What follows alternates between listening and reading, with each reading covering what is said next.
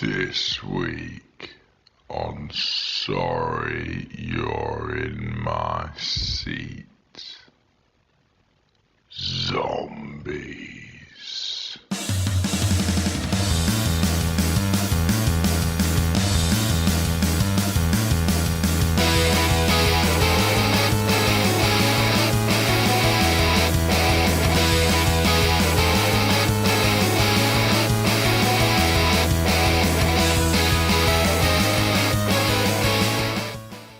Welcome to the Sorry You're in My Seat podcast. I'm your host, Aaron. I'm joined by my two good friends, James. Hello. And Sam. Hello. How's it been, guys? Very well. How are you? I'm good. Yeah, all good here. Yeah. Excited. Podcast number 2. We're well on the way now. Yeah, it's nearly over. There's no stopping us. I would like to point out that the session recording is taking a lot less time now. Yeah, we're up and running. We seem to know what we're doing, or at least pretending like we know what we're doing. Great stuff. So we're going to jump straight in with reviewing last week. So our pilot episode. Had to listen back to it when we're doing the recording, and some things have come to light. I'm going to jump straight in with my own criticism. I go in between every sentence. I like it. It's nice. Apparently. So consciously. You're going to notice that every time now. I'm going to try not to do that. It doesn't matter. During this episode. I like it. James, how do you think you came through on the first episode? I think I interrupted a lot, which I'm going to try and stop. Oh, and the use of the word exactly.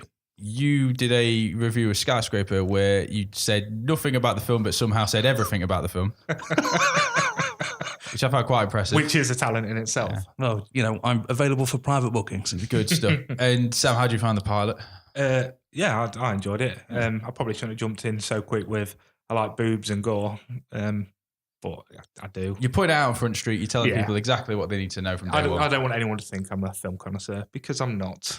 Well, neither of us are. We're film fanatics, film friends. We watch a lot of films, movies, and television, and we often find ourselves sat around the table talking about them. And then the idea came to light: why don't we record these conversations as a podcast, encouraging people to join in the conversation with us, either on social media or to come down and do a podcast with us, which we're hoping to do. Which does seem to be kicking off quite well. Oh, yeah, we've had some good feedback. We've had some great feedback. We've got a lot of people talking to us on Facebook and Instagram at the minute, so please keep it going, guys. Great stuff. Some more things came to light during last week's pilot episode. It was a bit of an open forum for you, James, wasn't it, really, to tell us all Is that code for I'm about to get bullied? Well, not bullied, but we will poke fun a little bit at the fact that you chose Man of Fire over Die Hard 10 years ago. My favourite thing about that was I picked that film and then you asked me what was my favourite that I'll take. Yeah. The answer already been in the podcast. It took 10 years, but you got there. Yeah. Let's just say that. Yeah, he's with us now in Die Hard's corner. And then After thinking about it, though, I would change some of those answers. Enchanted, surprisingly, would go. And While You Were Sleeping would easily take over. stuff. And then there was the revolution that James used to cry at Home Alone. Let's just leave that there. And obviously, if you haven't heard the pilot episode, do go back and check out our first episode, James and the Giant Exit Wound. It's a good episode. During that episode, something happened which led us to this week's discussion or this week's topic. Sam? I won a quiz on what our favourite films were, which I think we was all completely surprised about. The fact that I was throwing the biggest childish pissy fit because I couldn't think of any answers, and then I won it. Well, I was going to pick Russian cinema, mate, as my topic this week. I'm kind of glad I won. I'll be honest with you, I said zombies because I didn't think you guys would go along with it, and you did, and it's been fantastic. The support you've actually put into it, and you've really gone deep into the research with me, so we've really enjoyed watching a lot of the zombie films this week. So again, if you didn't hear the first episode, that was if you Sam won a game, a quiz that we did. And for winning that, he got to choose the theme of this week, and you chose zombies. I did indeed. So Great stuff. Why zombies? Well, you know, I watch a lot of horror and stuff like that. Gore and boobs, mate. Yeah, I think so. I think the problem, if I just said horror in general, that is too widespread. And there's also the ones I've seen are normally the B-list type films. So I went zombies just because there are some good ones out there, not many, but there are some good ones. And it also gave us a reason to rewatch Shaun of the Dead. Showing my age, back in the day of Blockbuster, when you used to get to the checkout, there used to be this bin full of DVDs. Mm-hmm. And that, to me, was your territory. Absolutely. Those films in that bin were kind of Sam films. That said two things about it, though, because one, they were zombie films, and two, they were 50p. Yeah. They were smashed together with two horrible things. It'd be robots and spiders. Yeah. So it would be the attack of the mechanical spiders. Yes. Which is amazing. So yeah, we're doing a zombie podcast this week, and as you were alluding there, the research, we've watched how many films? I think we said not including the ones that we've watched together or I've watched and you've watched. There's 17 different films. 17 in a zombie week. films in a week between us. Not like you say, not on top of the films that we've seen previous to that. I mean, a lot of these were rewatches for me. Went real far back to watch some of the classics, but I have thrown in a few modern ones that I haven't seen as well, just so we can keep the conversation fresh. Let's kick straight in then with some zombie films. Who wants to go first? James, I'm going to ask you to go first because I think it's quite well known you're not the biggest fan of zombie films, so I'd like to hear what you... I mean, if you cried at home alone, God knows how this week's been for you. That's one. I'd like you to start with one that you enjoyed, actually, if you can get that far. I think this is going to be a universal like. And the reason I like it is because it's an homage to the classics. It's Shaun of the Dead.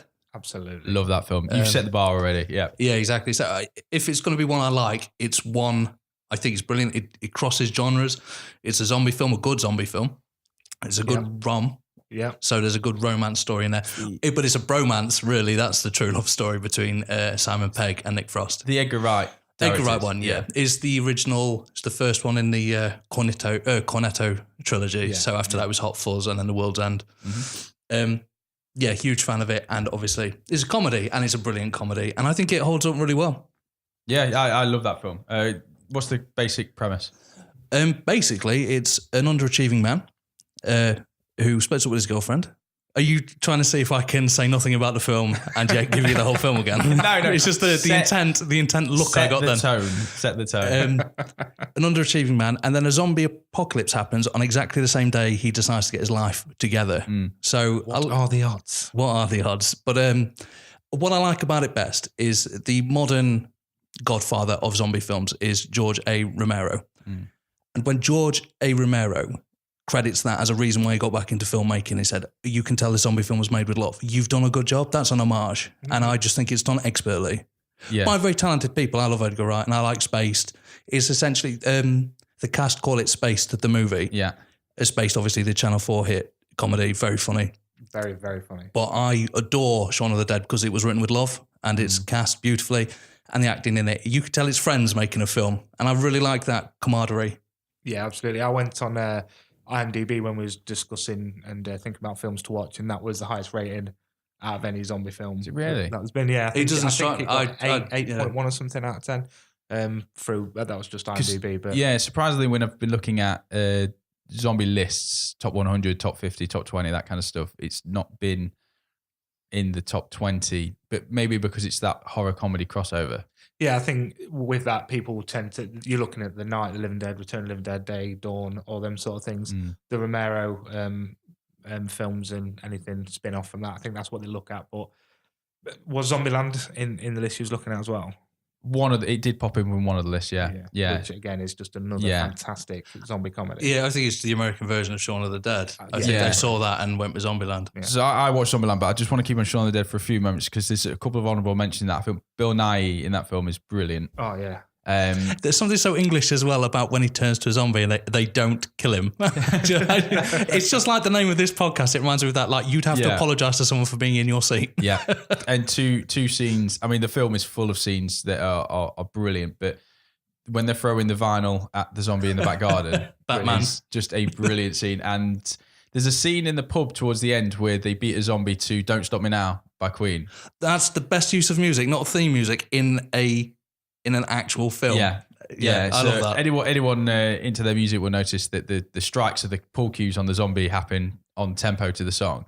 Edgar Wright does it again in a film called Baby Driver years later, which I think that film came out last year. Again, that whole film is kind of on the beat of the music. Incredibly gifted director, Edgar Wright, really. He's definitely one to watch that. I think if an Edgar Wright film comes out of the cinema, I'm going to go out of my way to make sure that I watch it. Yeah.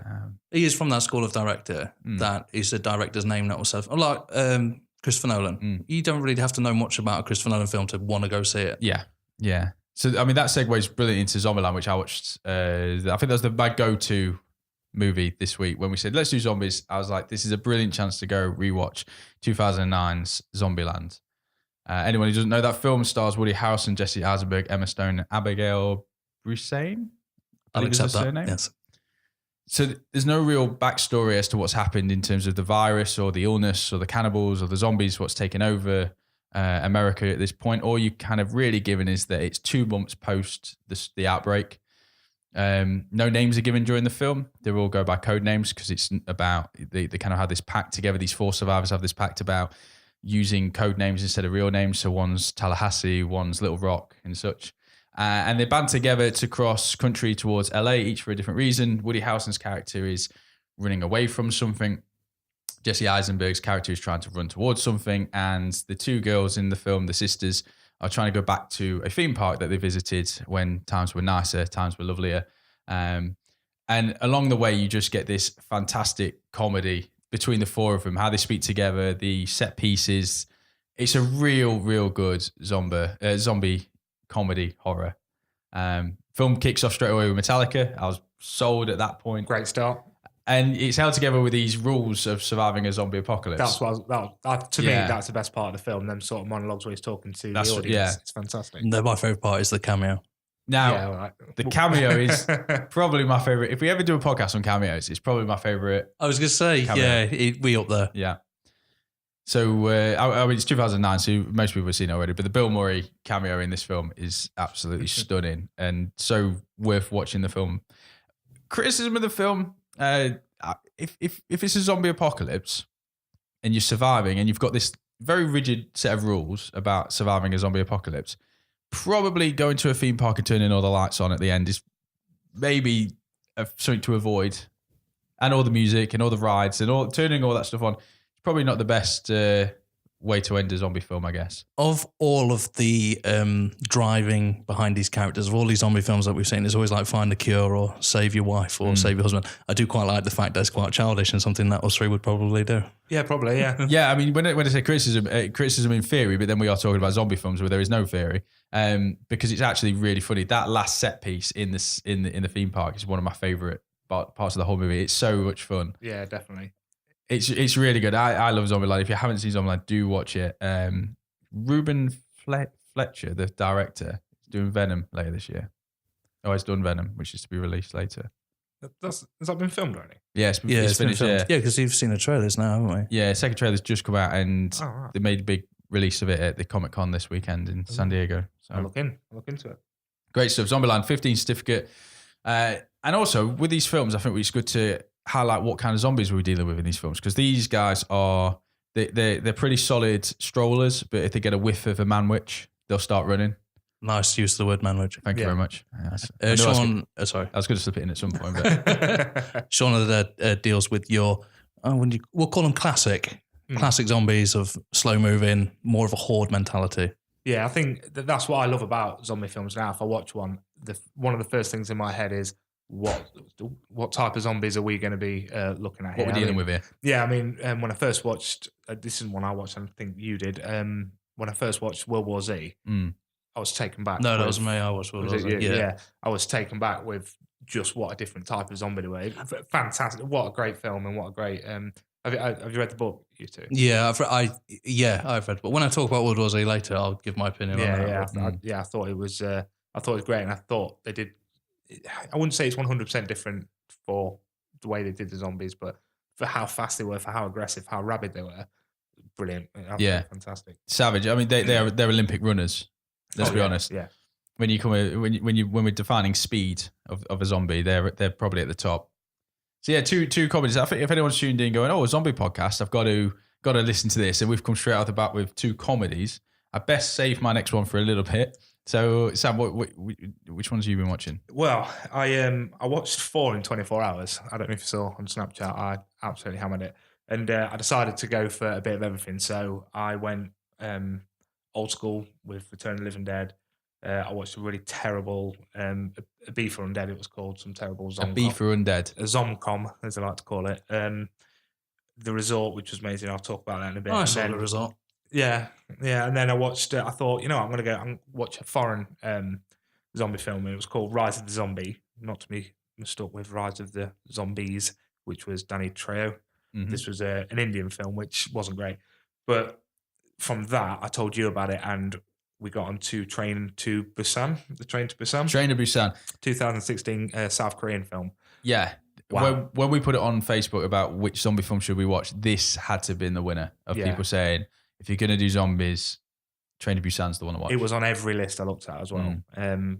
For me, I'm very lazy when it comes to subtitles and stuff. I try my best with subtitles, but it was out of this world. It wasn't too gory. It was just, and I loved how instantly the zombies changed. So, due to work commitments, I had to watch my zombie film separately from you. I don't know anything about this film, so tell me a little about it. It's quite a simple film, really. Yeah, I watched this one with you, didn't we? We watched this together. Yeah, it's basically, it starts with a bloke and his daughter.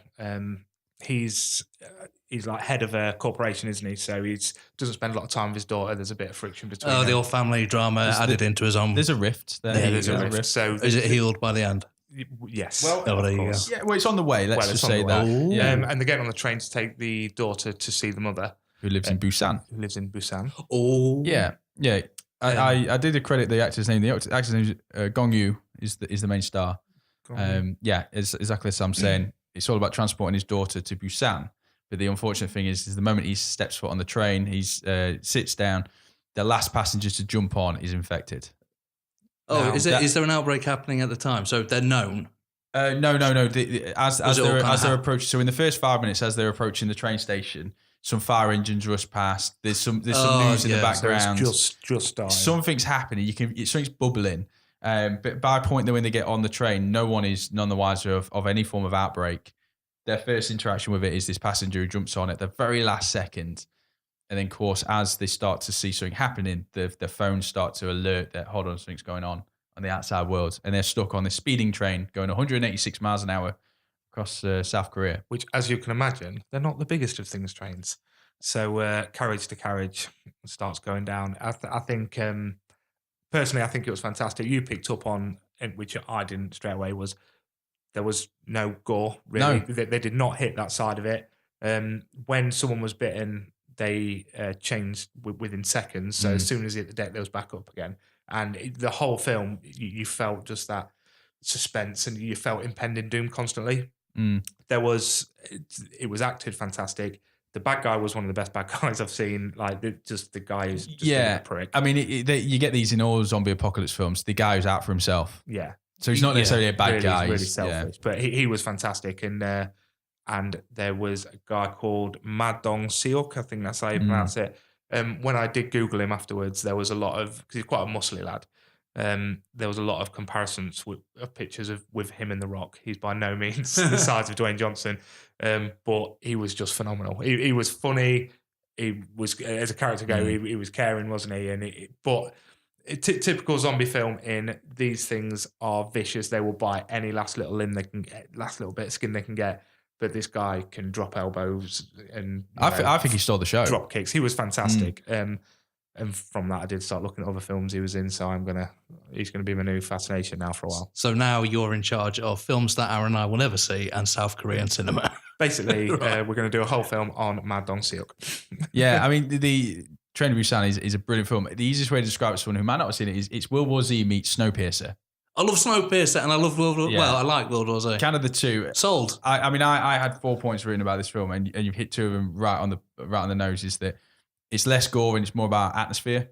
There is blood, there is limbs, there is that kind of stuff, but these aren't your brain craving zombies. You're 100% right as well about. I love the fact that when they get bitten, it's seconds before someone turns. I think that keeps the pace of the movie, which was my other point. Is from the moment the train departs to the end of the film, it's pretty much go all the way, isn't it? It only slows down very briefly to get your breath, and it goes again, which kind of matches the tone of it being on a high-speed train. I think it just did really, really well to marry those two together. And then I just thought the characters were really interesting. I think it's something that's often lost in zombie films. You don't get that character backstory. You don't really understand the characters or anything. And I think this did really well to give you characters that you are interested in how they play together in a very confined space, and throw them into a real surreal situation. But Train to Busan is, if we had a scoring system, I would give this top marks. I really would. Yeah, it was fantastic. The only criticism I'd have, which isn't too much was how we're saying the zombies change very quickly. If it was, say, a character of interest, I won't say a main character, but a character of interest, they didn't quite change so quickly. But I'm okay with that because some of the best scenes was whilst some of the characters of interest were changing. Yeah.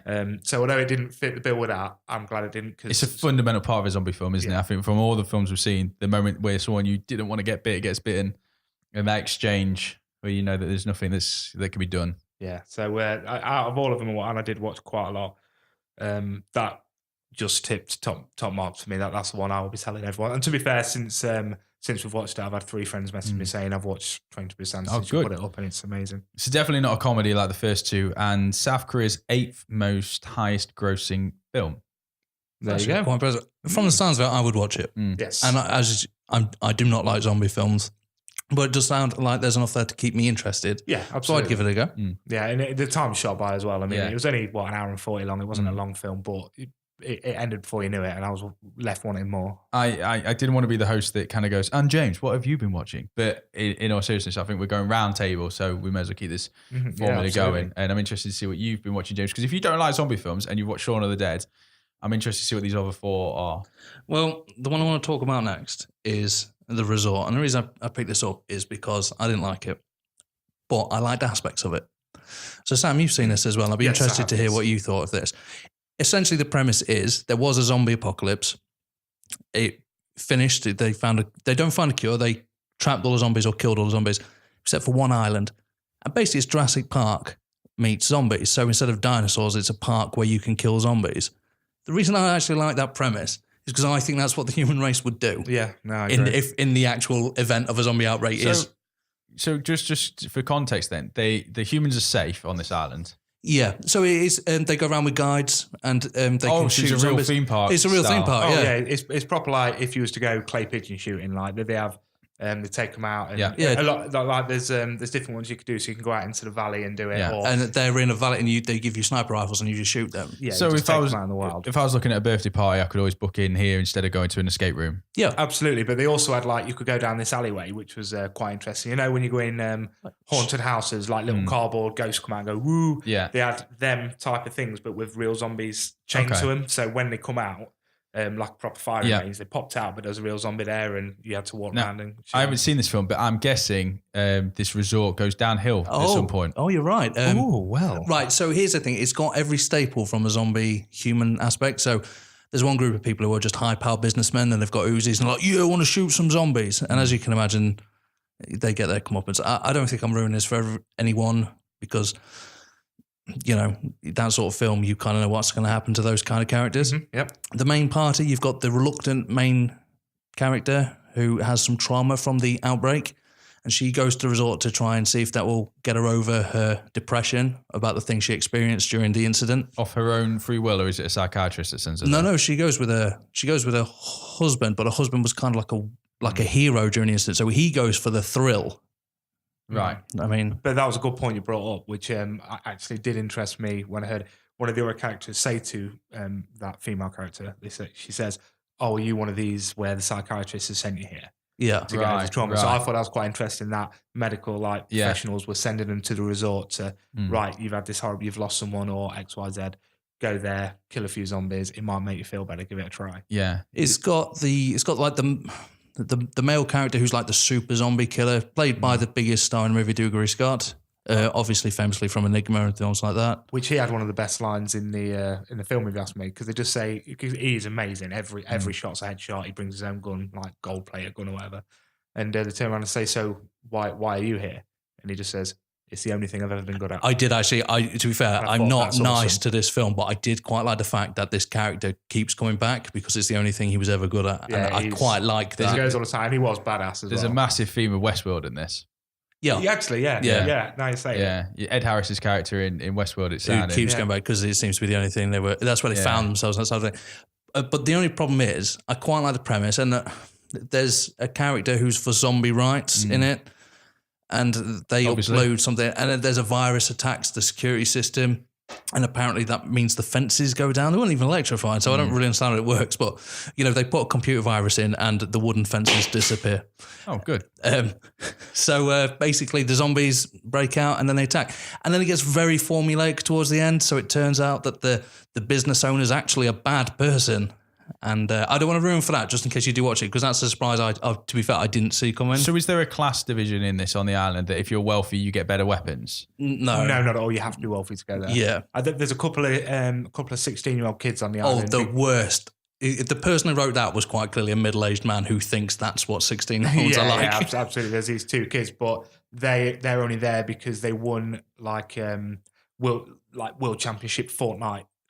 Yeah, he seems to be that sort of that kind of person. And because they won this world championship on that, they got a weekend at the resort. Right. So they went there the whole time. They're talking about how good they are in the video games, what great shooters they are on that, and they're not so good in real life. Yeah, I mean, it came up on Stuart Taylor recommended it as an honourable mention. Yeah, so, to be fair, and I know your point. I love the premise of it. Well, when I read it, I went, "Oh, I'm gonna have to give it a go." I thought it was okay. I didn't think it was a bad film. But that was more because I quite like the premise, and there were some good things in it that I went, "Oh, that's interesting. That's interesting." I don't like the standard of acting in it. I know that sounds really stupid, it's a zombie film, mate. Yes, I know, but that's the problem. All zombie films are kind of the same. You need something to stand out, and to be honest, it's not any different to any other zombie film I saw. No, I suppose not. But I did like the premise, and like I say, I think if that actually happened, that's what the human race would do. We would keep an island somewhere and we would shoot zombies for profit. I take it they're not runners then. They're classics. No. Oh no, actually they are. No, they are, aren't they? Of course. But they have both, and this is another aspect I quite liked. Is when you first get bitten, they call them fresh, don't they? Mm-hmm. And they're the ones that run. But the older they are, and the longer they're in the park not eating, they turn to the classic slow-moving zombies. So I did quite like that. So they're all slow zombies to start off with, and then when they start eating the members of the park, that's when you get quite a lot of the fresh. Yeah. They call them fresh, that's their term. And I did quite like that. Yeah. I mean, that mirrors me. I mean, if I haven't had a good solid meal, I start to slow down quite considerably by the end of the day. Personally, I probably liked it a bit more than you did. But yeah. I would definitely say if you're into zombie films, it's worth a watch. I mean, what year was it? It was 2015, so it's only a couple of years old. And it was a British one. I'd be honest, I'm zombied out at the moment. I'm zombied out. I'm a zombie fan and I'm zombied out. Yeah, I'm zombie fatigued after watching all of these. And right up until last night, we were watching zombie films. So I watched another one today. Right, so I was going to watch one today called Aliens vs. Zombies, but I saw the title screen, mate, and thought life's too short. Well, I'll keep it on my radar as something that I might watch at some point, but it's going to be a long time before I watch another zombie film. Yeah, it's one of those stick it on in the background films. If you start chilling with the guitar and just want to stick something on. Yeah, I mean that's not to say I don't enjoy zombie films. I have enjoyed watching some of these, and I was going to bring it full circle actually to let's go right back. Let's go Night of the Living Dead. Yes, Night of the Living Dead, 1968. So zombie films. I've done a bit of research on this. Zombie films have actually been around. I mean, the first zombie film was 43, I think, was a film called White Zombie. And zombie films have been all through the 40s and 50s, predominantly one zombie in the film, so one central zombie performance, often linked with things like voodoo, that kind of background. And then Romero comes along in 1968, and it's what they call the changing point for the zombie film. Brings out a film called Night of the Living Dead, black and white film that we've all seen when we were growing up. It's definitely worth revisiting and rewatching this film. I really enjoyed rewatching it, actually, the nostalgia behind it, trying to remember what was going to happen. Essentially, it's your classic bunch of survivors held up in a farmhouse, trying to survive overnight for when the rescue party comes the next day. Our zombies are slow, they're moaning, they're groaning, they're trying to get through the windows and doors. It's our first real introduction to zombies as a horde. Yeah, and what was quite interesting, forgetting about watching some of the older ones, is these ones can use tools, which they don't tend to use so much anymore, do they? It's like they've kind of regained a little bit of what it's like to what's being human. There's a scene where they're trying to break the headlights on a car. They're trying to smash that's outside. Instead of grabbing bricks and tools. And you see a few of them pick up brooms to use as a weapon and that kind of stuff. There's also some links here to some classic horrors like Frankenstein. They seem to be afraid of fire in this film. Yeah, that was interesting. Yeah, it's definitely something that you can fight off a zombie if you've got fire on the end of a stick. It was easier to survive a zombie apocalypse back then. Yeah. In 1968 times, it was a simpler time. Nowadays, if you're fat, you're kind of fucked. You got all the we're screwed, mate. You got all the the elements of them figuring out that you got to shoot him in the brain. There's a brilliant scene in it where they shoot someone in the body and it don't work. A second one in the body and then they headshot him and it goes down. And you got the realization, which now I think when you watch it, you take for granted that this was the first one that was telling you the rules of zombies. Yeah. You know, that you got to go for that headshot to get rid of him or take the head off the body. Which is quite interesting because they don't acknowledge it, do they? Although it's shot in a way that they acknowledge it, but they don't say to each other, shoot him in the head. Yeah, there seems to be a moment of realization where one of them goes, oh, well, that stopped him. And then 2 minutes later, he's shooting him back in the body again. Shoots him in so the arm. maybe a missed trick at that point. Yeah. But I thought this is a really, really, really good film to rewatch. The score's kind of what lets it down, but again, it was ahead of its time in that the music in the background is not of a zombie style film. Mm-hmm. Something that Romero kind of brought into Dawn of the Dead, the sequel that happens after. But yeah, this black and white film, survivors held up in this farmhouse. You got a mix of characters in there as well. You got the person who's traumatized, you got the confident, you got the coward, you got a child, you got all the elements in there. Definitely worth watching. Like as I was saying as well, these are so slow you can push them over. There is literally scenes where you can push the zombies over, which I think makes them easy to attack when they're in small numbers. But the second they start hoarding, it's almost impossible. Yeah, it was something I brought up because you watch around here with me, didn't you? It's quite interesting how they've changed. The zombies have changed in modern day as well. Modern day, they jump on you, they are biting you. Whether they bite part of your arm, part of your leg, part of your torso, part of your arse, they will get something. Whereas back then it was all just brain and each brain. And every now and then they might bite an arm if that's the only thing they can get. But it was all brain and there's a lot of tussling on the floor of Malmo when you think, well, it could have been bit 17 times by now. But they just don't go for that because they're all going for brains. That's how, really interesting. Yeah. I'm just thinking about that now, and you're right. Because nowadays it's just they'll bite anything, won't they? They'll take your toe off if they have to. But really, if you think about it, when you used to do an impression of a zombie, you always used to go brains, and now they don't do anything about it. And you're always the shuffler type as well, aren't you? Can you think of a single film that's changed the genre like this? Because when we talk about modern day zombies, they're built on these rules from Night of the Living Dead. Yeah, absolutely. For me, in my, it probably wasn't the one that changed them, but in my viewing of zombies, I clearly remember watching 28 Days Later and thinking, right, this is upped it. This has changed. Because was that the first one where like any contamination? Yeah, they don't call them zombies. It's the rage virus, isn't it? So, but it turns them into zombies that run. Essentially, yeah. I mean, the zombies. I don't think zombies really are identified what they are, because, like I say, some of the earlier films come from a voodoo background and possession, and I think the word zombie is African as well. Yeah. Yes, it is. Yeah. So I think that part of it's. There's that run of cinema that came out 70s, 80s, 90s where zombies were decaying corpses, shuffling with their arms in front of them, crying out for a human brain. I should say as well, Night of the Living Dead being the classic one, also it shocked audiences when it came out. There's again, it's not a spoiler, it came out in 1968. It's not a spoiler. So but if you want to watch the film, just fast forward 3 minutes. No, I just close the point. I think it shocked a lot of audiences when it came out because there's a young girl zombie in it that eats her parents or kills her parents. And again, that was something that wasn't really explored at that time. Did you make a note of what it was? Oh, yes. That turned them into zombies. Great pull. So, yes. James, this day and age, what turns people into zombies? The newer films. It's always some sort of biological weapon. Yeah. Or pollution or something like that. Isn't it? You know, it's usually you can blame everything on global warming. Global warming. Or those 90s films which started with a guy in a hazmat truck and he's suited and booted in this white, but he's got one barrel on the back of his lorry that's wobbling all over the place. and it falls because someone's in the road. Yeah, and then that's what's called. Because no, not in this film. The zombie virus in this one is from radiation, which was brought back to Earth from a Venus space probe. Obviously. Yes, it was. Which actually tends to be a recurring theme in the older zombie films. It's a lot of space travel. I do remember meteorites. It's never a zombie film based. It's like after the comet or something. It's when a comet visits the Earth. It's called Night of the Comet. Oh, there you go. Yes. Yeah. There's always a space element back in the day. Which was one I was supposed to watch today and never got around to it. All right. I thought they explained that part really well. You got all this kind of chaos going on in Night of the Living Dead, and they get a TV working, and you hear this interview that's going on the television whilst they're boarding up the house. So you're getting that backstory that you needed to know that most films now would give you in the first 30 seconds, and they'll give you that setup so you know what you're watching. Yeah. It kind of takes a breather, this film, in the middle, and then it's the people in the house have no idea what's going on. And I think that's what adds to the the hysteria of the Yeah, moment. the drama. And then they're learning through the television through these two reporters or a scientist and a reporter going backwards and forwards. They never use the words the zombie, I don't think. And they're still unsure of exactly what it is or if there's a cure. All them elements are left to be seen. But yeah, if you're a zombie enthusiast, you've probably already seen it. If you're not and you've got a Sunday afternoon off, I'd say go watch Night of the Living Dead. Romero reinventing the genre, essentially. Was it Romero and Russo, was it?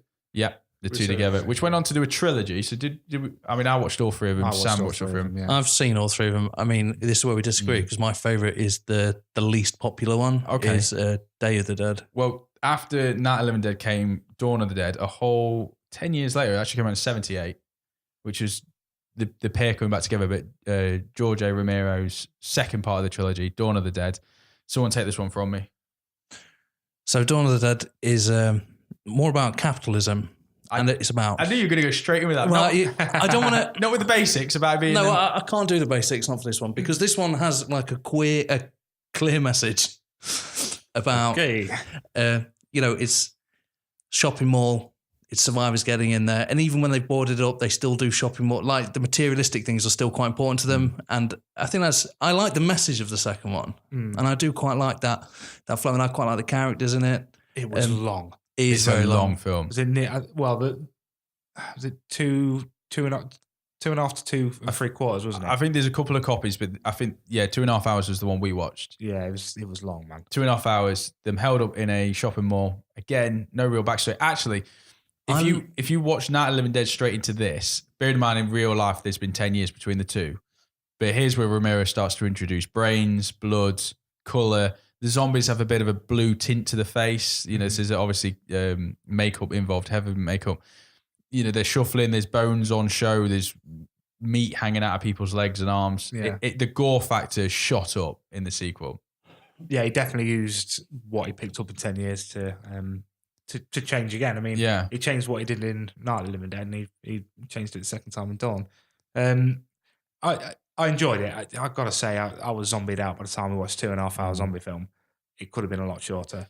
But, I mean, one of my favourite video games is Dead Rising. So, which is essentially just a video game of that, isn't it? Film. So, when they're in the mall, that's fantastic to me. It's one of those things that I could, if that was the film, just that bit, brilliant. Yeah, it's this idea of them being in the shopping mall. So again, it's kind of working on one location instead of the house. This time they're in a shopping mall, which we would do. That's the place where I'd run to, or that kind of facility where you've got so much in the building. The zombies are still a bit of a pushover, but like you say, now all of a sudden they're a bit more graphic in how they're walking and how they're acting, and obviously the death scenes.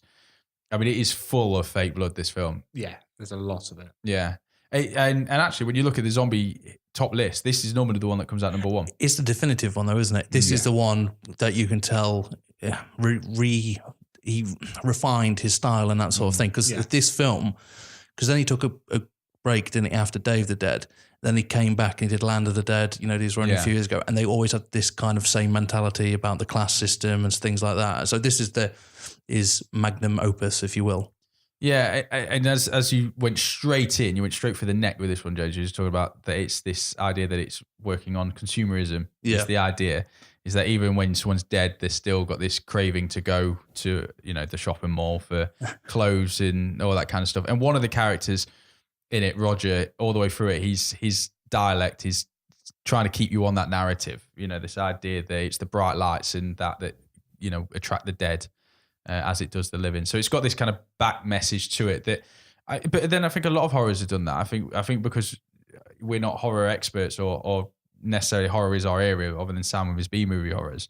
I think a lot of horror films are laden with a deeper meaning and what it's actually trying to tell you. You'd hope so. But on the surface, this is just a good zombie film essentially. Yeah, it's quite weird, because when they first got there, one of the things I was going to say and I didn't, was how come they never go for a mannequin? Like, it looks like a human. Why? And then there's a scene like right near the end where this zombie just picks it up and just throws it like down 3 sets of stairs and it just explodes and he just walks away smiling. And you're like, oh, he's a happy zombie. Now, there's just to segue a little bit, it's not one of the films I was going to talk about, but there is a film called The Girl with All the Gifts, which is a really good British horror film that came out a couple of years ago. Have either of you two seen that one? I've not. Glenn Close is in it amongst a host of British stars in this film. And that idea that the zombies actually smell humans is one of the big premises of the film. So they have all these children in this kind of like underground army center, and they're using these zombie children they're not decaying or anything. They look like just regular children, and they act like children because the film tells you very early into the film, they show you that all the soldiers and all the scientists have this kind of gel that's keeping their scent away from them. But the second they wipe it off, so this one teacher takes a bit of it off her arm, clears it off, and then all the children start changing and start becoming zombies, like looking, and they start chattering their teeth. But the second she puts the gel back on and it gets rid of the smell, all of a sudden they turn back to looking like just regular children, on the surface. And then as we notice the themes of, this center that no one else can get into, all of a sudden the zombies figure out how to get into it, and then it turns into chaos. But that's a really good film for that kind of question. What year was that, sorry? It's really recent. I think it's 2016. All right. I'll definitely watch that. Yeah, it's really worth watching. It's a real good British horror. Again, it doesn't go too much into the gore, but it's the suspense and the atmosphere. And it's got them scenes in it that you'll always remember. So the girl with all the gifts, the main character, they wheel her around in like a Hannibal Lecter kind of wheelchair with the face mask. I know what you mean, yeah. So when you've seen that, you'll remember those kind of images all the way through it. It's just, really good film. Where did you watch? Is it on? It's on Now TV. It's on Now TV. Yeah, Now TV. I might blast that. I'll have a couple of days break and then. Yeah. Similar to The Resort. Give yourself a bit of time. Yeah. So, Night of the Dead, Dawn of the Dead, and then the third of George A. Romero's trilogy was Day of the Dead, which we all got together to watch last night. Yeah. I'm going to say, when it was happening, James, and you were saying this is the best one. No, I didn't say it was the best one. I said it was my favourite one. Sorry, I was thinking, no. No. Actually, coming back to it, thinking about it today, I enjoyed it a lot more looking back at it today. So I'd never seen that one. So the reason I thought it was brilliant. Yeah. So the reasons I like this film, and I'm going to talk a slight bit of spoiler here, is this is set well into the apocalypse now. So the dead have been walking the earth for quite a while. And there's a military base, and half of them are military soldiers and half of them are civilian scientists. And they've started to lose contact with all the other army bases around. So there's the feeling that these possibly are the last people on Earth. Yeah. So the sides start fighting against each other. And it introduces... So a staple of zombie films now is that the main bad guys are human. Yes. And I think Colonel Rhodes is by far the douchiest. He's a proper douche, isn't he? The whole way through it, you want someone to generally just not a nice guy. He's not, but I think he's actually played really well by Jason Bateman's lookalike. It does look like Jason Bateman. With a wig. In fact, this whole film is full of people that look like other people, isn't it? Like Rowan Atkinson. Yeah, there's a guy who looks suspiciously like John Goodman in this film as well. But I really like the dynamic, and they kind of have put the zombies underground in a cattle system so they can do it. And one of the characters that really stands out is a zombie called Bub. And it's weird because at no point in these films have you actually seen a human kind of bond with a zombie. And I'm completely ruining this film now. And if you think I should stop, just let me know. 33 years old, mate. Yeah, that's a fair point. I mean, I've just ruined The Resort for a lot of people.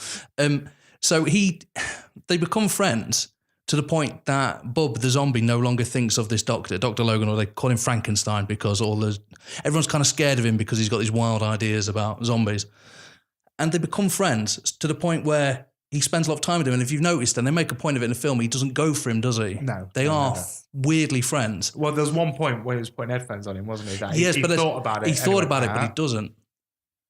Yeah, I think what I picked up from this film is that I think it's almost like at the beginning they're trying to do a role reversal, showing that humans now all of a sudden have become, craving, they're becoming isolated, they're worrying, they're scared, they're turning on each other, they're becoming savage, they're cutting up these zombies to experiment on them. And it's kind of, and I thought that was where it was leading at the beginning of the film. It's this, Romero's trilogy was coming to the end with that actually at this point now the survivors are just as animal-like as the zombies themselves. Yeah. And then it brought in this zombie that you were describing there, Bub, his name, that looks almost a little bit human, that he seems to be kind of regaining a little bit of his motor functions and such. So, and I was thinking, where's this going to go? And then it just goes full zombie. It does go full zombie. It just goes full, like the reoccurring thing of this is that it doesn't matter where you think you are safe, you're not. There is always one other human who will screw it up for you. Which links me to what I like to call Aaron's survival tip number 1. Zombie apocalypse happens. Do not go to a school. Do not go to a shopping mall. Do not go to any of those things. Find yourself in a zombie apocalypse, a ferry driver. Yeah. Find yourself someone who knows how to drive a ferry. I always go said get a prison ferry. until you told me this. Go get a ferry. Go about 4 miles off the coast so you can still see land. And then there's your civilization. Have you been on a ferry? There's a cinema, there's a bar, there's restaurants, there's loads of sleeping cabins. I love the fact that the first thing in your list of essentials was a cinema. I like that. And then a bar. And if in that situation when if you're locked up somewhere for a long time, you've got to go to the toilet, you throw it overboard. It's very logical to go to a ferry, and the zombies can't scale a ferry. Well, we were watching that film last night, and I said the best place for a zombie apocalypse would be halfway up a ladder. Just not at the top, not at the bottom, in the middle. You'd be fine. Well, hold on. Land of the Dead, they could go underwater. Yeah, but they wouldn't be able to climb the ferry, so you have to prepare for this. So even if they could hold their Anchor breath, down. I know Climb it. we're not anchoring on this one. So you're not going to just be 4 miles out there, and you're going to keep going. Well, yeah, but you're just going by the tide. Yeah. I mean, I don't want to speak for Aaron and his ferry plan, but you just go with the tide. I mean, I haven't worked out the exact sciences yet. Yeah, leave him alone. He's only had a week to think about it. Sam. And then then you get This isn't a week old, mate. He's been telling me this for years. then you get a small little party that go to land every now and again to go get the I supplies. bet you're not in that party. Yeah. Someone's got to look after the ship. Is that your role? The captain. Is that in a zombie? No, captain do you know what? I would go out on the reconnaissance party. If you're mine, I'm busy. But then you see when you come back, you get the nicer quarters. You know, the ones that you got to pay extra for on a normal cruise. You get to stay in them because you're part of the hero group, I call them. I think I would be the snide one that turns everyone against each other, and the one that either survives at the end to teach you a lesson about being evil, or the one who gets my comeuppance when I thought I'd survive. Like I get into the helicopter flies away, and I'm saying, I'm sorry, I couldn't wait for you, and then I turn around and the zombies there. That's how I go out. The fact that you think you're on my ferry. I was just about to say, bless him. Absolutely. Am I not on your ferry? You're not on my ferry, mate. No. Well, you're not on my ladder. Oh. Get off my ladder. Get off my ladder. So yeah, ferry. That's where I would put myself. That's the Romero trilogy, which I think is the go-to. I mean, I remember watching these films when I was younger. I loved zombie films. This is what's really interesting is that I used to love horror and I used to love zombie films. And we talked about this last week, but something's happened obviously now where I'm less inclined to kind of watch Indie films happened. Yeah, but I don't know. Maybe is it because it's saturated itself that you've seen everything with zombie films now? So Maybe. Zombie films go in. It's like 3D TV, 3D films. They come in cycles. Every couple of years, you'll have loads. They'll die out, and then they'll be popular again. Yeah, I suppose So we're only like 10 years, 20 years away from the next zombie boom. The last zombie boom cost I don't know. me a lot of money. I think Walking Dead's gonna finish zombies for a while. It's going to. Yeah. There's nobody I know that watches it that still looks forward to watching it anymore. Everyone I know that watches it says, I just want to know what happens now. My problem with it is it's got this habit. I like a good bad guy, and I've said that in the first episode. I like a good bad guy. They keep having really good bad guys and getting rid of them. Yeah. Yeah, I mean, we shouldn't really get into Walking Dead because you could do a whole podcast. You No, could do a that's whole not. year's worth of podcast on The Walking Dead on that. So, but Walking Dead, it's worth noting that obviously they've gone from the big screen to the small screen.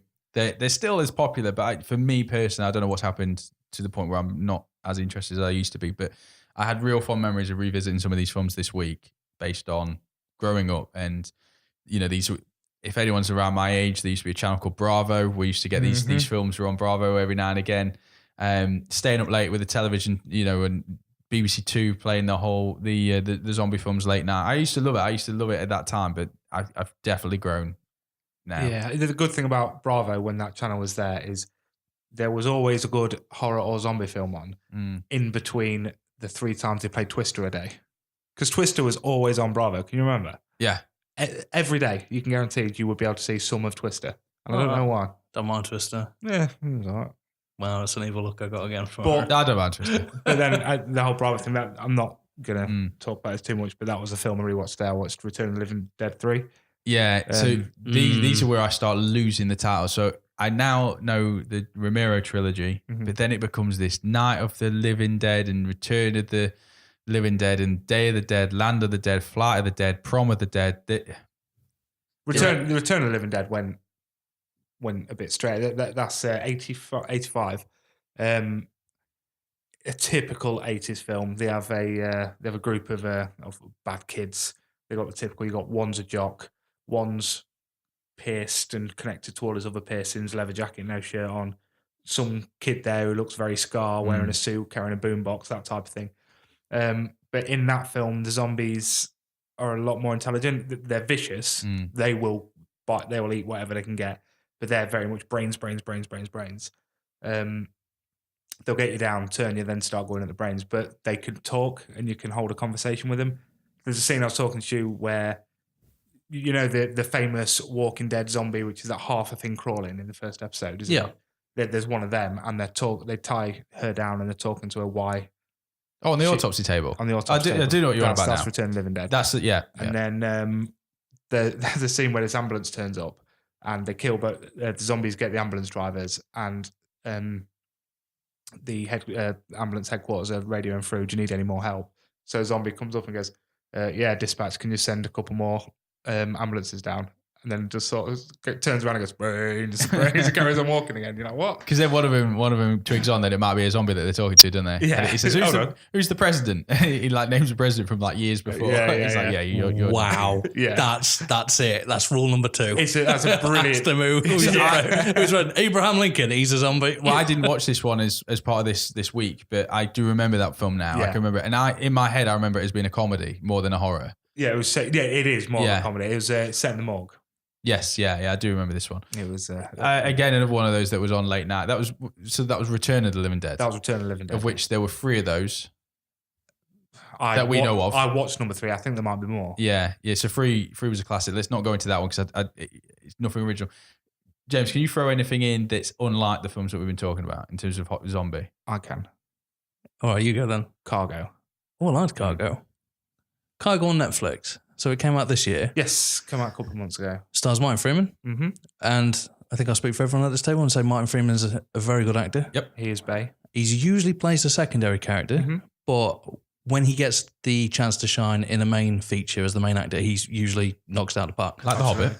Exactly. I quite like The Hobbit and I quite like him. I like him and the films he's in. So I like the simple storyline on this one. Yes. So, set in Australia. Sorted. Isn't it based on a short story, Aaron? Yeah, I haven't seen the film, but I think last week I was saying, I think it's an Australian 7-minute film. That's one thing I gave myself to do and I didn't do it. Was to watch it. Yeah. So, basically, when you get bitten, you get, isn't it 48 hours to... Yes. Well, it depends on the zombie, doesn't it? Oh, in this one? Oh, no, it's on this one, yeah. So they know that it's about 48 hours. Have you seen it? No, I know that at the beginning of the film he's been bit. Yeah. But basically they get given these packs from... like World Health Organization. Yeah, and in it is a syringe that when they press it fires a bolt straight into your brain to kill you. Right. And it comes with like a Fitbit type watch. And as soon as you get bit, you put it on, click it, you've got 48 hours to kill yourself. Great. And that's in the opening minutes of the film. So you kind of learn it's in this film. Yeah. Good. So I'm just conscious that I haven't spoiled anything. Good. So no, we won't spoil anything, but basically he's got to get his daughter safe. And that's basically how he spends the majority of the film. Yeah. And he meets some characters. He meets this guy. We were talking earlier about the character of Dougray Scott in what was it? The Resort. Thank you. How that's where they thrived, and I quite like the villain in this because you can tell he's not had a good life, but has thrived, and he's created like his own little kingdom, and he's forced someone, and he's built his own little empire in this like wasteland of Australia. And I quite like the supporting characters, and they're all unknown. Other than Martin Freeman, I couldn't tell who any of the characters were. And that's not to say that they're not good actors. It's No, just they're- that it's our ignorance that we don't know who. Yes, they're not on our radar. It's got nods and philosophies from the Aborigines, and Yeah, so it's a lot to do with the Aborigines. Isn't it? yeah, and I just quite liked it because it was very simple, but at the same time different. And I would recommend Cargo. And you told me to watch it, didn't you, Sam? Yeah, it's because it's not a zombie film, which is what I love about it. Like, it is a zombie film, but it's just the zombie part of it is a background. Yeah. It's a background character. It's context to the great. Yeah, that's all it is. Yeah. There's a fantastic, it's a heartbreaking, beautiful story. I mean, it got to me.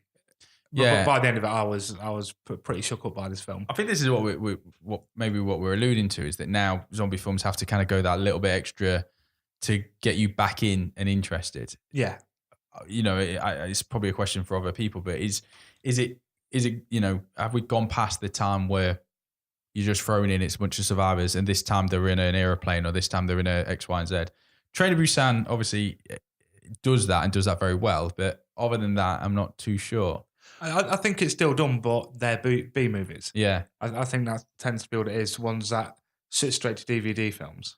Well, I've got a complete opposite for you there. Mm-hmm. World War Z Yes. is a big budget action flick with Brad Pitt as the main guy. And that is actually weirdly different. And the reasons for that is, so we've been talking about all these classic zombie films. In none of these films have you ever actually seen the outbreak take place. And I think World War Z is one of the few films where I've seen it. So he's in a car in Pittsburgh and he's just driving his family. And he sees things happening around him like you always do. And he says he sees the helicopter and the things. And then he sees people running. Yeah. And when you see that, you kind of just join in, don't you? Yeah. Like, well, if you're in that situation, you think that's what you do. You go, why are people running? You run away. And it's the first time I can actually think of where in a major city that you actually see an outbreak happen in a film from the very beginning. Yeah. And that came out like a few years ago. So the zombie genre has gone that long and this is the first time in a big action budget. I can remember anyway. I found with that film that in World War Z, it's kind of like every fictional character in that film is aware of zombie films because they go straight to supermarkets and start looting real quick. Yes. Yeah. Because they go to that supermarket and it's almost already derelict and it's already almost empty. And yeah, it's almost like they're all like, and I've seen movies about this, but you're watching a movie of people that are very well kind of, up to date with that. And it's different because weirdly, a lot of the characters, other than two characters in the shopping mall that are bad men, every human in it is quite nice and is trying to help survive. Though Brad Pitt and his family get taken in by another family, and then there's later on in the film we meet some army men who put their lives on the line to get him on this plane to send him to another country to find out where it is. And so it's the first zombie film where human beings don't screw each other over for no reason. I quite liked that. Yeah, I mean, World War Z is, I think one of the, maybe for anyone who hasn't seen it, it's a film about trying to find a cure, isn't it? Yeah. Because they work for the World Health Organization, or they did. He works for the UN. He used to work for the UN and then basically gets called back in. Yeah, so this is a story about them. They've heard, I'll have to go back and rewatch it, James, because you have seen it, you might fix it, but they send him to certain locations because they hear that there's certain cures or potential. Every time he goes to a country, he finds out about something else. So he gets, I don't want to spoil it too much, but he meets like a character at one point who worked for the CIA. Yeah. And he's got a lot of information about what the North Koreans did. And this is the aspect of zombie films I find fascinating. In North Korea, according to the film, I'm not saying this actually happened in real life, they rounded up everyone and removed all their teeth so they couldn't infect anyone. Yeah. That's really cool. He goes to Israel and they heard about this thing in India, so they built these walls. So it is a cross the world adventure, but he goes to each one and it's really good. I do weirdly have a problem with the film in that I've read the book and I thought if they'd done a fake documentary, it might have been better. The book's written like a diary though, isn't it? It's written like interviews. It's written as an interview. It's written as this character writing up the interview, so he never actually experienced it. He talks to the people and they tell a story. And I think it would have been more, I don't know, I think it would have been better because it would have been different. Yeah. So, and I would have liked that. Yeah, I think in the whole film there was only one that I picked up. I'm not saying this. I picked up on one quote that somebody said that was an interview from the film. From the book, sorry. And that was I only read one that I was like, oh, I remember reading that. Yeah. What I really liked about World War Z when I watched it, something that I picked up on is that the film starts, as you say, in a city, and then it boils down to them going to various locations. They're getting smaller and smaller, and it ends in a facility. And you've got that backwards way of zombie films, which normally they're in a house or they're in a mall or they're in something like that. And this one ends that way, but it's kind of like it's funneling you to the answer of the film, to the final climax. So it's kind of narrowing in the location and the script to the point where they get to that research base at the end of the movie. And again, no spoilers, but that part I found it really, really, it guided you to the film's outcome really, really well. I hope they do the sequel because I know that they talked about it for a long time. Yeah. It's supposed to be filming soon, and last I heard, when I was doing a bit of research, was David Fincher was supposed to direct it. You've got to tell everyone that fact though about Peter Capaldi. Right. Okay. So Peter Capaldi, famous British actor. Can't really think of many roles he's excelled in America, but I think he's the 11th or is he the 12th Doctor? Anyway, so he's a doctor, and I swear to God, Doctor Who. He's Doctor Who. Sorry, he's Doctor Who. The credits, because he plays a wolf a World Health Organization doctor. He's credited as Who Doctor, and it really irritates me. So you got Doctor Who, and then the Who Doctor. Doctor Who playing the Who Doctor. I mean, that's brilliant. That's really cute. If you want to know really weird facts as well, you know Zombieland? Woody Harrelson is a famous animal activist and doesn't eat meat. And he said the only way he'd sign on for Zombieland is if you know the zombies and all the meat that they eat. Yeah. It's all corn. It's all fake meat. Right. It's all like vegetarian substitute. So all the zombies are eating vegetarian. I just love facts like that. And it makes me like Woody Harrelson even more. Well, we question the word fact because we don't know it's actually what we've heard of it. But No, Woody told you that, didn't he? Yeah, he told me that, mate, when we were playing poker the other day. what I think beats all of these so far is that character. It was going to be my closing point, but we're there already. The reason why I think Zombieland is my favourite out of all these is not because of the comedy horror aspect, is because his performance, it's not original or anything like that. I just really like Woody Harrelson as that character. What he does, the whole zombie kill of the week, reoccurring theme that happens in it. I just think he's funny and entertaining, and he reminds me so much of someone I know that it's unsettling. Yeah, that's brilliant. So World War Z, great film. We're not going to go through all 17 zombie movies because I'm conscious that we're already about an hour into the podcast. So let's just sum up the zombie section then. Any kind of ones that we haven't talked about that are real outstanders or stinkers that people should watch or avoid? Personally, A Bee for Undead, or apparently when I did look to see what year it was, which was 2016, it's also known as Zombie Spring Breakers. Is that That's for the American. I'm assuming, it was awful, mate. Any aspect about it, without going too much detail? Everything. Right, the acting, the budget. I can tell you already, I'm not going to watch it, mate. No, the zombies. He's one of those films where I've seen that, I've heard the title, mate, I ain't going to watch it. Yeah. So. No, it was low budget. There was no need for it. Yeah. Any that you've watched or? Yes.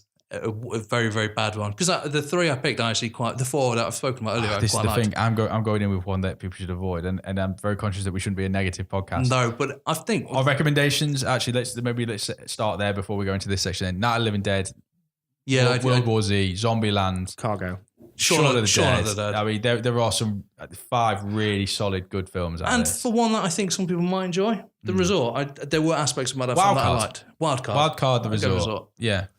Okay, so go on then, Stinker. Stinker. It's called Zombie Strippers. It's called Zombie Strippers. I don't know why I apologise. I didn't write it. It stars Robert Englund, famous for being Freddy Krueger. And Jenna Jameson. And it's actually. And what's she famous for, James? Porn. Porn. Where did you find this film? When I typed in zombie films, it was one of the lowest ranked. So I thought. You typed in zombie film. Yep. Does it have boobs and gore in it? It does. This isn't one of them where it's kind of combined your search history and came up with a selection, is it? Let's move away from that before it gets really dangerous. It is. I'm not joking. It's set up as a political satire. Right.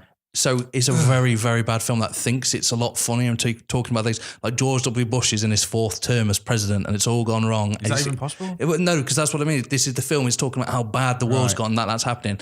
And it's like porn, but with no sex scenes. So that really awkward bit between sex scenes where you've got terrible dialogue. I've never seen porn. Yeah, I thought you might not. It's an hour and 30 minutes of nothing happening. But I take it there are zombies in this film. There's very few zombies. Okay. Right, so it's one of these weird things where the strippers get turned into zombies, and this isn't a joke.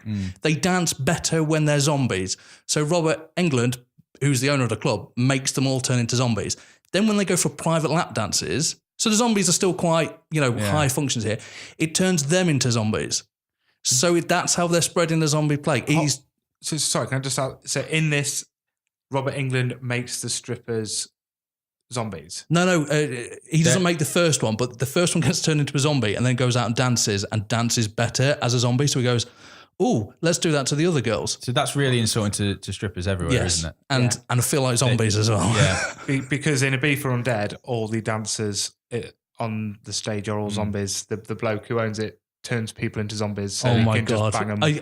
It sounds like I might have watched a prequel to your film. Maybe they're linked in more ways than that. Yeah, I see. I see that there's some message here about the profession of being a stripper being a dead profession, or you have to have a dead soul to do it, and now all of a sudden they've actually turned that into a film. I think you're giving too much credit for this film. It's one of them films that obviously the title is trying to draw in more than it's worth. It's like when you hear about lesbian vampire killers and those kind of names of films. So you think, yeah, you're going to bring in people that are like, I'm interested. I am keen to move on because I think whenever you start talking about like strippers and stuff, I'm worried that this is no longer going to be the family show that I dreamed it to be. So I'm going to go in with what is a family zombie film, and I'm so glad I didn't start with this one. I watched Warm Bodies. I watched Warm Bodies, so you don't have to. Thank you. We appreciate that. I took that bullet for you. Thank you, mate. Oh, where to start with this one? It's not good. It's not good at all. I think whereas you can mix zombie comedies together, I don't think you can mix zombie romance films together. I'm sorry. No. I've read the book. No, I totally agree. I've read the book. The book, to be fair, I quite enjoyed. This is a 12 certificate. It's supposed to be a dark comedy, and it's kind of told from the perspective of a young boy who's changed. Nicholas Hoult plays the lead, who was great as Beast in the younger X-Men films. Yeah.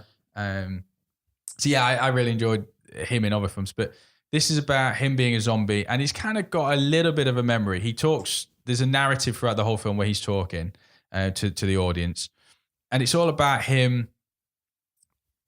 Without giving any spoilers away, he meets someone that he likes. He meets a girl that he likes, who is alive, right? Who's alive. Yeah.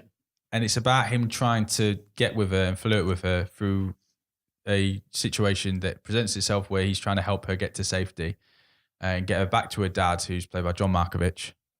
John Malkovich needed He's fallen so far. I mean, he obviously he needed that new kitchen this year, didn't he? So yeah, it's all about this young lad who is a zombie, unfortunately, trying to get with this human. Unfortunately. Well, yeah. And through the course of the film of him helping this person and falling more in love, guess what happens? I believe, top of my head, mate, he regains his humanity. He starts to turn more human as his heart starts to beat again. Now, that to say, I mean, it's easy to poke fun of a film that is not made for us, and we're not the target audience of the film. It's something that I said last week about not being the target audience when it came to things like Ghostbusters. But there are some things to take away from it that I did quite enjoy. There are these characters in it called bonies, and bonies are when a zombie deteriorates. And you were talking about this in the resort. When you deteriorate so far, you become a bony, which is kind of like just a skeleton. It's just a skeleton. Yeah, and they run a bit faster. But there's nothing human about them anymore. They are gone.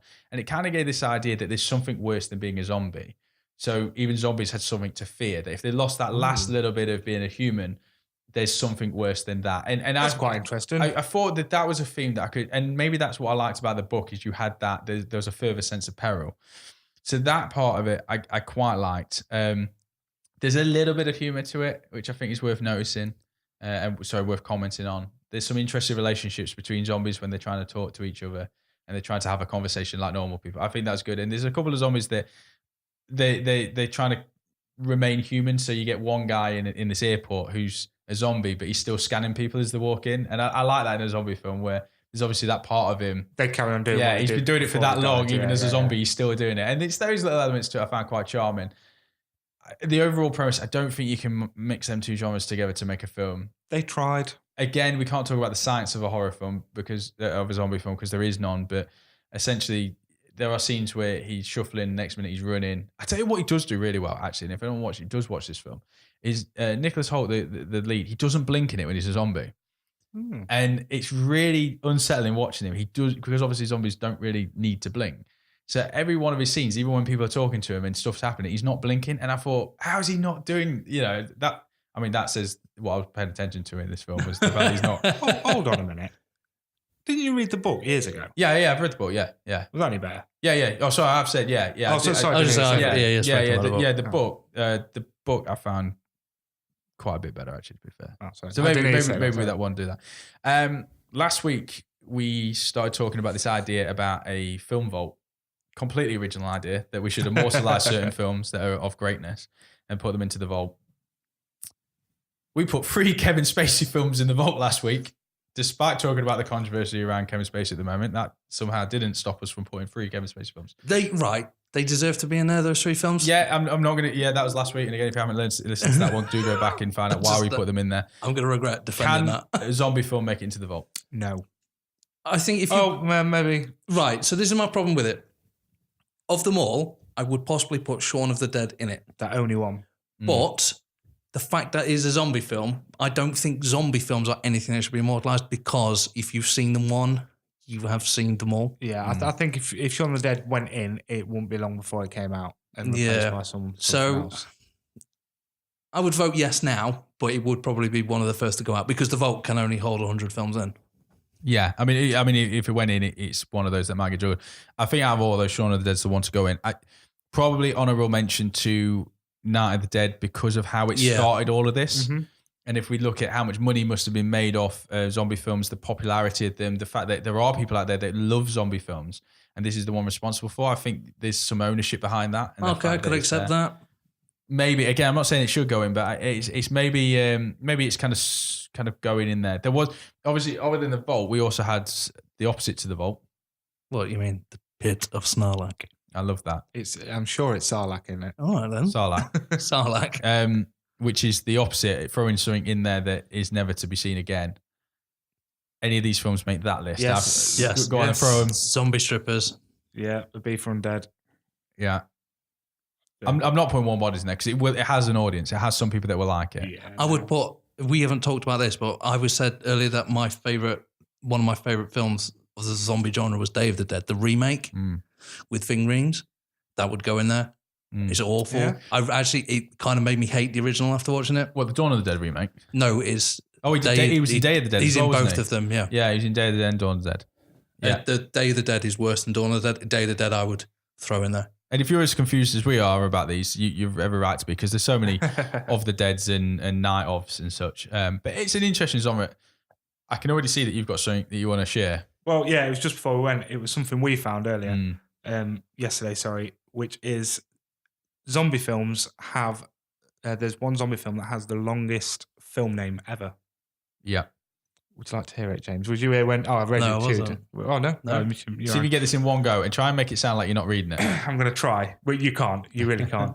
So the longest film name ever is titled Night of the Day of the Dawn of the Sun of the Bride of the Return of the Revenge of the Terror of the Attack of the Evil Mutant Hellbound Flesh-Eating Crawling Alien Zombified Subhumanoid Living Dead. Part 2.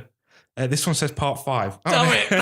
So apparently there's a few parts to it. The only reason I want to bring it up now is because I'm probably going to watch that film, and I can guarantee this is probably going in the pit of Sarlacc after I've seen it. But I mean, I don't know. I think it was tagged one of the top 300 films of all time. Yeah, Yes, it was. The two taglines was that and cult classic. I was like, okay. Well, So I'm going to give it a go. I think that nicely rounds up then the zombie genre. Do let us know on Facebook if we've missed any that we probably should have mentioned. Yes, absolutely. We might do a callback to this at some point, or if we recap the episodes, it's very likely that we might call out some out.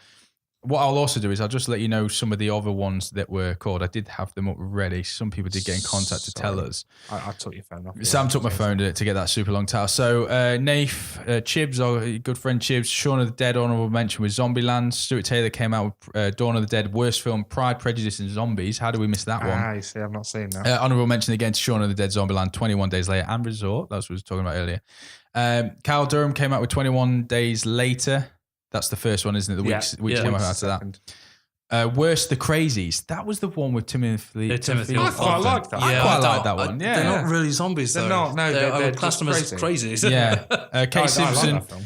Kate Simpson came out with an interesting one and something that we maybe should address at the beginning: Resident Evil and Resident Evil Apocalypse. Right. So the reason we haven't spoken about them is because I'm fairly certain at some point they will come up in either a video games to movies, or if we do like a franchise review. So we've purposely not done. Yeah, we should have said that at the very beginning. We consciously last week decided not to do Resident Evil films.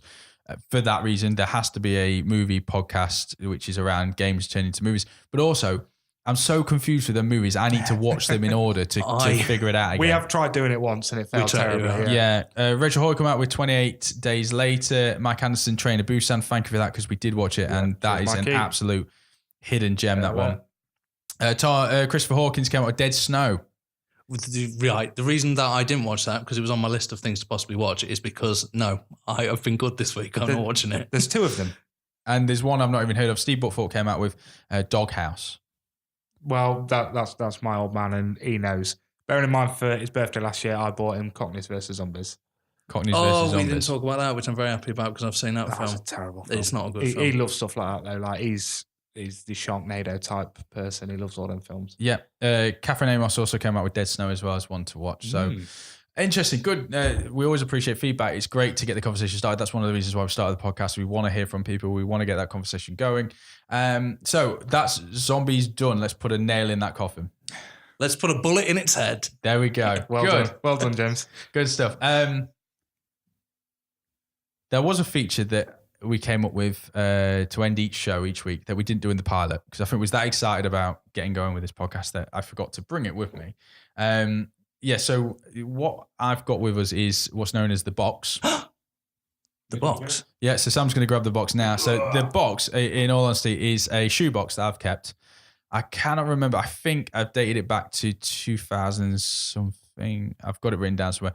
Every cinema ticket, I think every film I've ever gone to see, the cinema ticket has gone into the box. There is a picture on social media of all the tickets put together. I would like to point out, this is something that every moviegoer has thought about doing. And I've tried to do it. And the most I got was about 30 and then I just threw them all away. I want to say 2002, I think is the earliest one in there.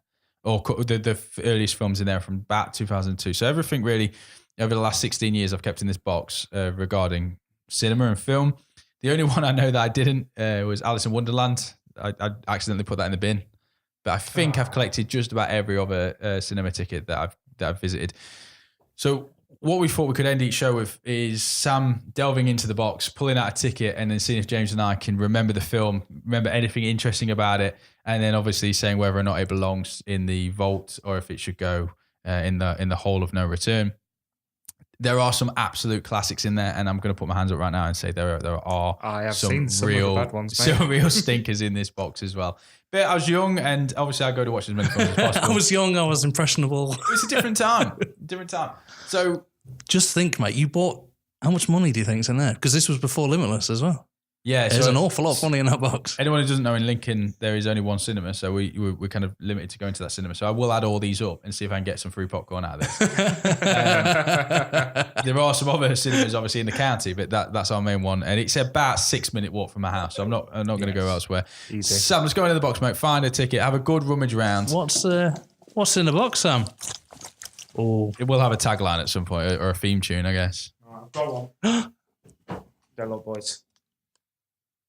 Oh, a very new film. Oh, okay. Last year, in fact. I went right to the bottom for this as well. So doing the Oh bottom. no, I had to shake him He's up on the way shuffled. here. 28th of the 10th, 2017. Row N, seat 22, Aaron. Oh, yeah. You watched Thor Ragnarok in 2D. Oh, great film. You see, this one I can talk about. Yeah.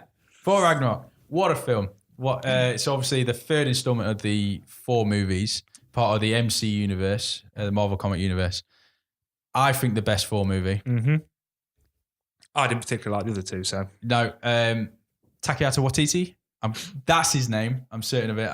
We're having it. That's it. We're having it. I do butcher names. I'm amazed that I got the Korean actor earlier. Third installment of the 4 movies. Real game changer in that trilogy as well. Massively. The director real influenced the script, the style of the comedy. I thought it was probably the funniest Marvel film. I'd go with that. Yeah. Yeah. Marvel Universe is really hard to explain, but it's at a point where I can't even remember how Thor gets to the planet. James, come on. He goes on the Bifrost and his sister kind of throws him out. That's it. Yeah. So his sister Helda is back. You're played by Cate Blanchett. Cate Blanchett comes back in this one. And I love this film Yeah. because of Cate Blanchett. Add everything else, but so you don't like the first 2 because the villain. So you got to remember that this is before Avengers when Loki actually turned into a pretty good character. Yeah. He was pretty 2-dimensional in the first film. Yeah, he was, yeah. And you've got that ice giant who wasn't particularly threatening. Ray Winston was in the first one. He did the voice of one of the ice people. I'll take your word for that. Yeah. Second one of my favourite underrated actors, Christopher Eccleston, is not particularly great in it. But then again, it's one of those roles, he plays an elf who wants to destroy the universe for whatever reason. Yeah. This third one, I liked every aspect of it. And because it's still a relatively new film, it's something people can go easily pick up and watch now. And I can't recommend it enough because it was funny. There was a worry that when it first came out, I actually didn't like the trailers because it looked a lot like Guardians of the Galaxy, which I was a huge fan of. I think a lot of people had that worry, didn't they? The only people I knew about it were Aaron and myself because everyone else seemed to love it. And I was going, it looks a bit... It looked okay, but it was completely different, wasn't it? And I think I definitely looked at it and thought, well, they're just trying to copy other films there. And the thing is, if you're trying to copy another film, it's not going to turn out well. Yeah. And my God, was we wrong? But I thought the introduction of Bruce Banner's character, a good explanation for why these two characters missed Civil War as well in the MC universe. I was about to say, it's reintroducing the characters that were missed from Civil War, who were undoubtedly too powerful to have in that film. During the scenes where they're all fighting, you couldn't have these two going at each other. And I just thought it was a fun film, and I always go back to, it was a nice film to go watch, and I was surprised because, like I said, I didn't have high expectations because I thought they were the weakest, arguably, of all of the MCU films. Next to Captain America. Yeah, I mean, he's definitely a fan favourite, though, isn't he? For as the actor, Chris Hemsworth is brought some really good to that role. The comedy makes this film so much. You've got Jeff Goldblum popping in. You've got Anthony Hopkins in it again, reprising the role of Odin.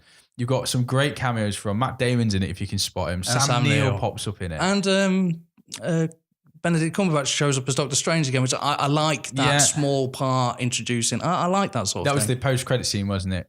Oh, no. It is of that, but he's also at the beginning. So you get the crossover there as well. Just a great film. The director also makes an appearance as the character Korg. If you didn't know that, steals the show. He does steal the show in that character as well. He's so funny when he pops into it. You got some great action scenes, great fight scenes. It's got a storyline that I kept along with, I think, all the way through it. It's not one of the more complicated storylines to kind of follow. It's a great popcorn flick. I'm definitely going to watch this again when I get the opportunity to. It's a lot more grown up as well. Some of the jokes I always thought were a bit risque, like the party boat, the implication being that it's like a sex ship where Jeff Goldblum takes out. Bearing in mind that Disney had taken over by this point, I thought that sort of stuff would be cut. Yeah. And I liked the adultness at the same time as the stuff for the kids. I love the Willy Wonka Charlie and Chocolate Factory music scene as he's strapped to the chair and he's going down the corridor. Yeah, that's amazing. That throwback there. You are meeting the... Yeah, I like that bit. I thought that was all genius. And then Jeff Goldblum he's another planet cool, really. If I could be 1% as cool as Jeff Goldblum, then I'd be happy in life. Yeah, couldn't agree more. Do you not think that they wrote Thor how Hemsworth should have always played him? Because Hemsworth is funny in a lot of films, doesn't, and if you follow him on Instagram, Twitter, all that sort of stuff, the guy is very funny. What's good is it's good that they've been able to bring it into his role because I don't know, when he's playing serious though, I don't like it. He has a real interesting character arc over the 3 films because in that first one when he comes to Earth, and he's almost like a kind of old-fashioned king, isn't he? When he's slapping down the humour is a lot of fish out of water type humour. Like bring me a steed. We don't have steeds. Well, bring me a cat big enough to ride. Then that sort of thing. He's like, what's this? Coffee. Bring me another, and he smashes the cup. Yeah. And it had that, and then he become more human. Obviously, when he found the Natalie Portman character through that and into the second one, and then here we see him change again to really stealing the comedy, which I'm really glad that he carried through into the Infinity Wars, the Avengers film. He carried that sense of humor through, which worked brilliantly with Chris Pratt's character. Oh, it's got him so. And again, funny. steals the show in those scenes. So, for again, this came from giving a director the chance to do a big budget film, and look what he could do with it. An indie director. To give him the reins of it, to give him full control over the film, and it just nailed it. I think he's going to be a staple of the MCU to come. Yeah, I just think his style fits perfectly into it, so I won't be surprised if he attached himself to other projects. Yeah, I did see someone on. There's a famous tweet. Someone attacked for Ragnarok when it came out, saying the film was too happy, and the director responded that he said yes because that's what the world needs right now, less happiness. And I thought he's just an in and out good guy. Yeah. I would put that in the 100. I'm not saying it would stay there, but as at the moment, because there's only 4 films in there, it's definitely got a place until something comes along. I agree. Do you want to put it in? I'll put it in. It's the best Marvel film, I think. I think so. Yeah, I'd put it in. Cool. It's in. Cool. We also need to start this list of Sarlacc. The horror. I need to start writing that list as well, just so we can call back on them. Yeah. And we have Sam's Hole, which is when you say a film that you're no longer allowed to... Legally never allowed to talk about. Yeah. So if a film is absolutely that bad, it goes into Sam's Hole. Actually, do you know what? Zombie Strippers is that bad. I'd put that in Sam's Hole. You put in Zombie Strippers in my hole? Yeah. I could have worse things in my hole, really. Well, then Jenna Jameson, you're right. Those jokes are going to happen every week. Every week. Well, that's why it's Sam's Hole. Yeah. And also, I don't think I'm ever going to say that again anyway. So contractually saying that I'm not going to That's fine with me. It's not like I'm going to say that in a sentence ever again, is it? Right, let's end the show then. We need to set a theme for next week. We don't have to do this every week, but it kind of gives us a bit of a direction. I didn't like zombies. So what is the polar opposite of zombies? Tom Hanks. All right. Okay. Yeah, it is. Tom Hanks is the absolute opposite to zombies. So it's a Tom Hanks week. Yeah. Let's go with it. Let's go over Tom Hanks week. Let's not go through his whole film category. Maybe let's just watch a few of them. There's so many to choose from. Yeah, it's straight away Big, Splash, Saving Private Ryan. I mean, this list. The guy's done. One of his films is making the 100, if not more. You know, the worst thing is I've just had this week off work, which is why I've managed to bash 10 zombie films. This next week coming up before the next podcast, I'm working double shifts every day. Yeah. Why couldn't we have done Tom Hanks when I've got time to watch Tom Hanks films, not watching terrible zombie films? Yeah. I think there's a Tom Hanks section now on Now TV to get your teeth into.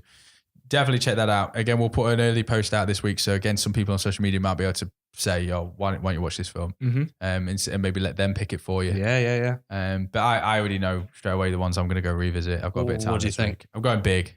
Literally Big. Yeah. You see, I'm not going I wanted to go Big, but I might go for one of my favourite comedies, Dragnet. I love that film. I'm going Dragnet. I've got that on DVD, so I can lend you that. Yeah. I think I've got it on DVD. Yeah. There's Dan Aykroyd one as well. Dan Aykroyd, yeah, brilliant. Tom Hanks' earlier films. And Castaway. Castaway's on my list because it's one of those that they keep talking about the body transformation that I can't remember seeing that or acknowledging that when I watched it the first time. So Tom Hanks movies next week. We'll discuss that. We'll look at the best, and there is no worst. We'll look at the best of Tom Hanks films. Yeah, I totally We'll talk agree. about some absolute hidden gems, and we'll put some recommendations out to people. That's been our second podcast, Zombie Podcast. Well done, boys. Thank you for playing my game. Anyone want to sign off with any words of wisdom? I've got none. I don't think I have any.